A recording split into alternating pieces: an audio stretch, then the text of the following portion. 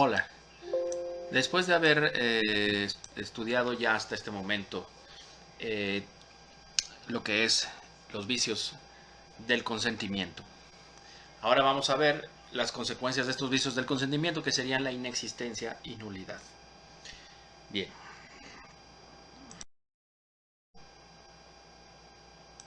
al respecto de la inexistencia, el artículo 2224 del Código Civil nos dice: el acto jurídico inexistente por la falta del consentimiento o del objeto que pueda ser materia de él, no producirá efecto legal alguno.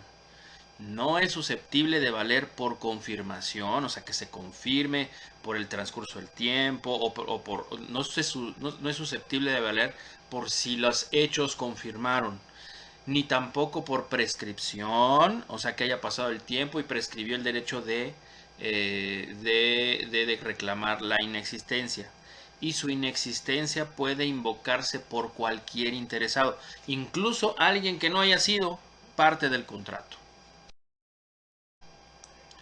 Ahora vamos a ver el artículo 2225 del Código Civil y dice: la ilicitud en el objeto, o sea, que el objeto no sea lícito. Esto significa, como lo hablamos en las clases anteriores, vamos a suponer que dos personas se ponen de acuerdo para que uno robe cosas y el otro se las compre, promete comprárselas y las va a revender.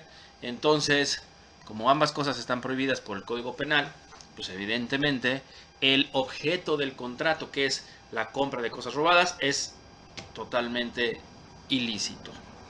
Bien, otra vez repito, la ilicitud en el objeto, en el fin o en la condición del acto produce la nulidad, ya sea absoluta o ya sea relativa, según lo disponga la ley. Lo que pasa es que aquí hay dos tipos de nulidad: la nulidad absoluta y la nulidad relativa. Los dos artículos que que vamos a continuar estudiando, esos artículos son muy claros en cuanto a qué es la nulidad absoluta y la nulidad relativa. Bien, en cuanto a la nulidad absoluta, nos explica el artículo 2226 que la nulidad absoluta, por regla general, no impide que el acto produzca provisionalmente sus efectos, pero serán destruidos retroactivamente cuando un juez declare la nulidad. Y de ella puede invocarla, o sea, de esta nulidad puede invocarla cualquier interesado y no desaparece por la confirmación o prescripción. Ya eso ya lo aclaramos en el artículo 2224.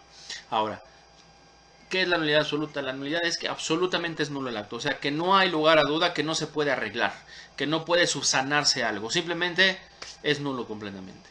Bien, la nulidad relativa es cuando justamente se puede arreglar, es relativo, se declararía nulidad relativa parte del contrato o una cláusula del contrato que pudiese modificarse o aclararse o subsanarse, o alguna situación, una condición en el contrato que pueda ser que pueda subsanarse. La nulidad es relativa cuando no reúne los caracteres enumerados en el artículo anterior. Siempre permite que el acto produzca provisionalmente sus efectos. Y aquí es diferente, porque habrá que ver si justamente la cosa que es nula dentro del contrato y que no anularía todo el contrato, o si el contrato es nulo en cierta parte o en cierta forma y se subsana, los efectos que ya generó, esos sí van a continuar surtiendo, o sea, sí no se van a destruir. Bien, artículo 2228. La falta de forma establecida por la ley, si no se trata de actos solemnes. ¿Cuál es un acto solemne? Como el matrimonio, ¿sí? Así como el error, el dolo, la violencia, la lesión, la incapacidad de cualquiera de los autores del acto produce la nulidad relativa del mismo. Bien, por ejemplo, la nulidad relativa es justo cuando un contrato de compra-venta no se firmó ante notario público y no se pactó que se firmaba ante notario público. Ahí es relativa a la nulidad. ¿Por qué? Porque podría ser que el que quiere comprar justamente prefiera así comprar y no necesariamente quiera que se le anule el contrato o que se termine ese contrato. Si la persona era incapaz cuando firmó el contrato, pero vamos a suponer que no estaba bien de sus facultades mentales, pero después en el curso del tiempo se hizo un juicio de interdicción donde se determinó un tutor o un representante para esta persona, entonces esta persona ratifica y entonces a lo mejor puede ser que pueda subsanarse esta situación. Vamos al artículo 2229. Dice, la acción y la excepción. ¿Qué es la acción? La acción es cuando una persona acude a los tribunales a accionar el sistema de justicia, es decir, va a accionar, va a actuar en contra de otra persona. Y son dos conceptos similares. Actúo es accionar, accionar en contra de otra persona, y acción es también que yo activo, que yo acciono todo el sistema de justicia para pedirla, cuando presento una demanda. Ahora, la excepción es la forma en cómo yo considero que la parte contraria, si me demando, no tiene la razón. A eso se le llama excepción. Hay diferentes tipos de excepción, de pago o de falta de acción, etcétera. O hay excepciones de que no es la vía correcta, de que no es el juez competente, o sea, hay varias cuestiones procesales ahí. Bien, la acción y la excepción de nulidad por falta de forma compete a todos los interesados. O sea que cualquier persona interesada, o sea, relacionada con el contrato, puede invocarla. La nulidad por causa de error, dolo, violencia, lesión o incapacidad solo puede invocarse por el que ha sufrido esos vicios del consentimiento y se ha perjudicado por la lesión o es el incapaz o la persona incapaz. Bien. Artículo 2231. La nulidad de un acto jurídico por falta de forma establecida por la ley se extingue por la confirmación de este acto hecho en la forma omitida.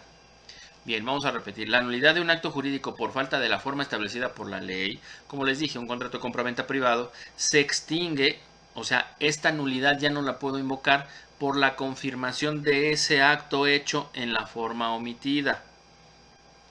O sea, cuando yo voy y escritura ante el notario público, pues ya no tengo ningún problema.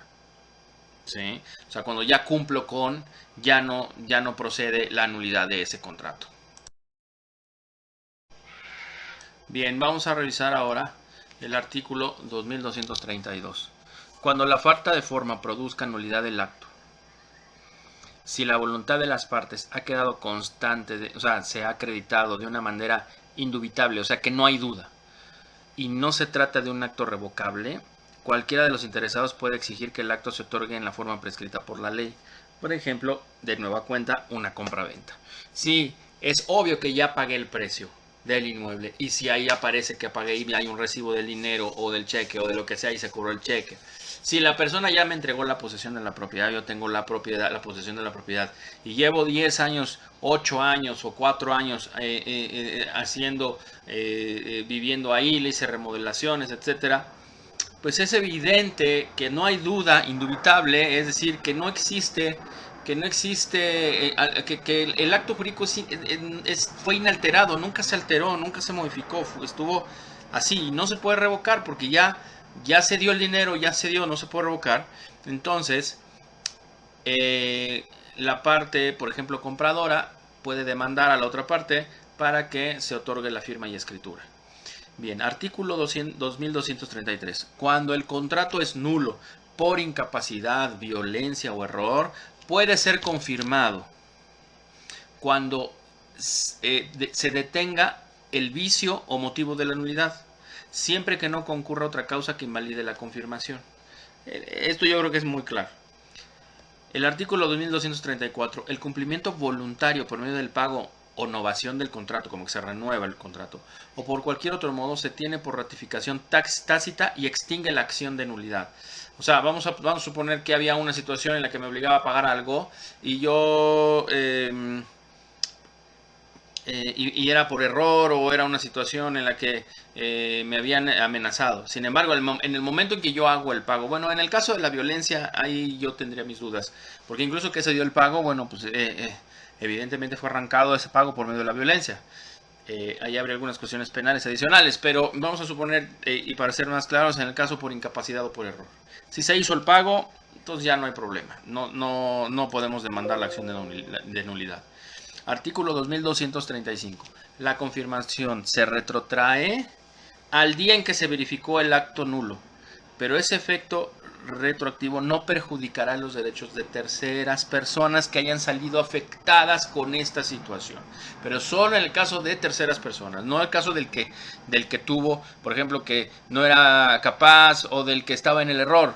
Esa persona es como si se limpiara todo. Si se confirma, es decir, si la persona confirma el acto con el pago o cumple lo que se obligó, entonces ahí ya no tenemos ninguna acción de nulidad, no lo podemos anular. Sin embargo, si se dañó o se afectó a alguna tercera persona por esta situación, seguro que esa tercera persona tiene a salvo sus derechos para que pueda demandar que se le restituyan, o incluso si por esta afectación realmente podría resultar nulo el contrato, bueno, pues tendría que ver si se le resuelve a su favor la nulidad o una indemnización o alguna situación que le correspondiera conforme a las leyes lo determinan.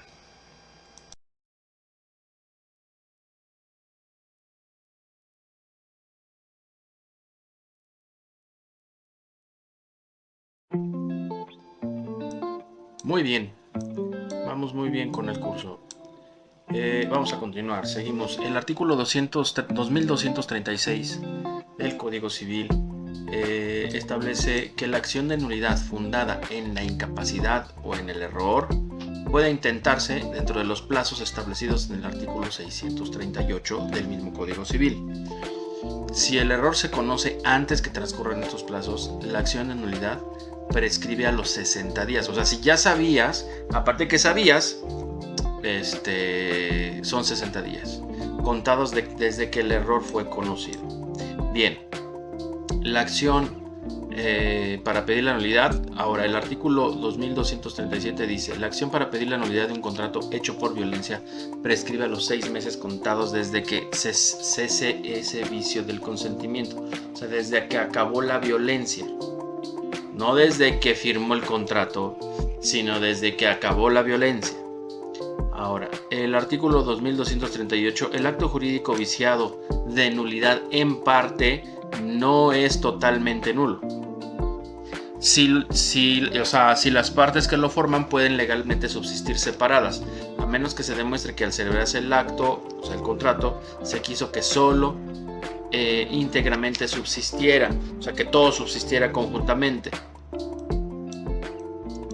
La anulación del acto, dice el artículo 2239, la anulación del acto obliga a las partes a restituirse mutuamente lo que han recibido o percibido en virtud o por consecuencia del acto anulado. Aquí hay que aclarar que solo en el caso de la nulidad absoluta es restitutoria. Acuérdense que la nulidad relativa tiene que verse cada caso. Puede ser que haya un caso en el que sí sea restitutoria, o puede ser que no, que sí siga subiendo el efecto y aquí ya lo que quedó, pero depende de cada caso. Aquí estamos hablando, como para que quede claro, una nulidad absoluta, donde definitivamente el acto quedó totalmente anulado.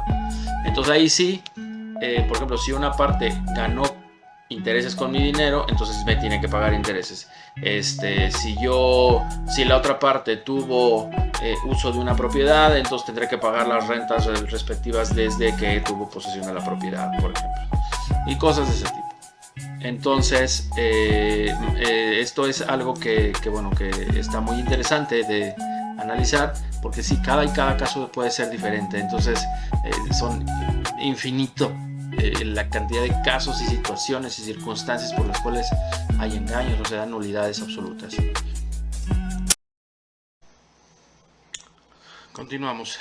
Artículo 2240 del Código Civil. Si el acto fuere bilateral, o sea, y las obligaciones correlativas, es decir, bilateral significa que tiene obligaciones para las dos partes, no solo nada más para una, y las obligaciones correlativas, o sea, están relacionadas con el objeto, las relaciones están relacionadas una con la otra entre las dos partes, consisten ambas en sumas de dinero o en cosas productivas de frutos, cosas del campo, o sea, o ganado. No se hará restitución respectiva de intereses o frutos, sino desde el día de la demanda de nulidad.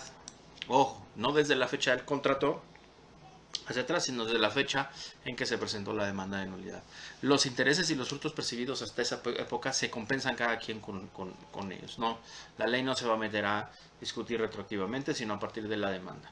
Artículo 2241. Mientras que uno de los contratantes no cumpla con la devolución de aquello que en virtud de la declaración de nulidad del contrato está obligado, no puede ser requerido el otro a que cumpla su parte.